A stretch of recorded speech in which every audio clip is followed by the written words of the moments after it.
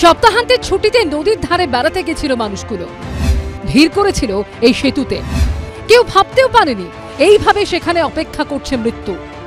পুনেতে ইন্দ্রায়ণী নদীর ওপর ব্রিজ দুর্ঘটনা কেড়ে নিয়েছে একাধিক প্রাণ। মহারাষ্ট্রের পুনেতে নদীর উপর সেতু ভেঙে পড়লো, এই তো ডবল ইঞ্জিন সরকারের নমুনা। পাল্টা বিজেপি আবার এ রাজ্যের সেতু বিপর্যয় মনে করিয়ে আক্রমণ সানিয়েছে।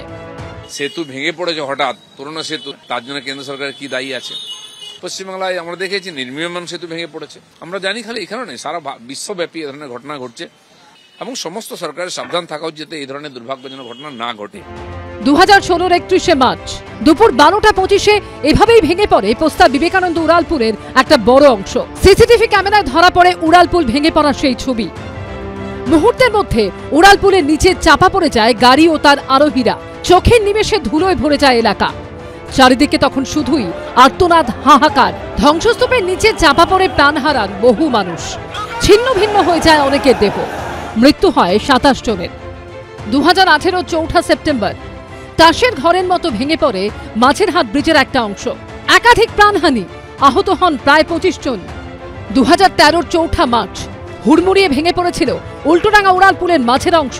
শুধু এ রাজ্যই বা কেন, 2022 30 অক্টোবর প্রধানমন্ত্রীর গুজরাট সফরের মধ্যেই মাচ্ছু নদীতে ভয়ঙ্কর সেতু বিপর্যয় ঘটে। ভেঙে পড়ে ঝুলন্ত মোরবি সেতু। নদীতে পড়ে প্রাণ হারান শিশু, পর্যটক সহ প্রায় 150 জন। 2024 সালে জুন মাসে এনডিএ শাসিত বিহারে 9 দিনে 5টি সেতু ভেঙে যায়। রাজনৈতিক চর্চা চলতেই থাকে। বিজেপি শাসিত রাজ্যে ঘটনা ঘটলে সরব হয় তৃণমূল। এই রাজ্যে সেতু ভাঙলে আক্রমণ শানায় বিজেপি, কিন্তু প্রাণ তো যায় সেই সাধারণ মানুষের। বস্তুত বিভিন্ন রাজ্যে বিভিন্ন সময়ে এই ধরনের বিপর্যয় ঘটে। তার ক্ষেত্রে কোনো ক্ষেত্রে সেটার কারণ থাকে শাসক দলের ঘনিষ্ঠ কোনো কন্ট্রাক্টর নিম্নমানের সামগ্রী দিয়ে তৈরি করেছে সেই ব্রিজ, অথবা কোনো ক্ষেত্রে সেটা রক্ষণাবেক্ষণই করা হয়নি দীর্ঘদিন ধরে। এইখানেই ব্যাপার যে সাধারণ মানুষের প্রাণ যায়, অথচ সে নিয়ে শাসক দলের বা সরকারের কোনো ভ্রুক্ষেপ থাকে না। আর কত প্রাণ গেলে সতর্ক হবে বিভিন্ন রাজ্যের সরকারগুলো? কত মৃত্যুর বিনিময়ে নড়ে চড়ে বসবে প্রশাসন? সৌভিক মজুমদার ও কৃষ্ণেন্দু অধিকারী রিপোর্ট, এবিপি আনন্দ।